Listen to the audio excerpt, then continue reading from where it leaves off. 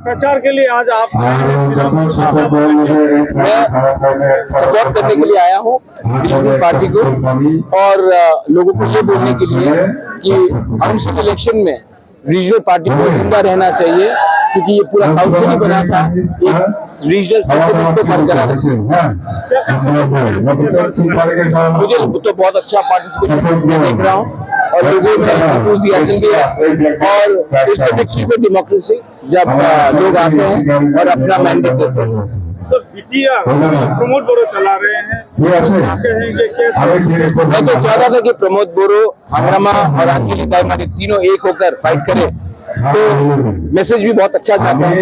Unfortunately नहीं हुआ, लेकिन जो भी है मैं नहीं चाहता हूँ कि बाहर के पार्टी पीटीआर को चलाए।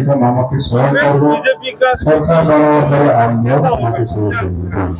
वो आप उनसे पूछ लीजिए, लेकिन मुझे नहीं लगता है कि अगर आइडियली बीटीआर प्रमोद बोरो, हांग्रामा, अंजलि एक संग आते तो दोनों को एक सीट भी नहीं मिलता।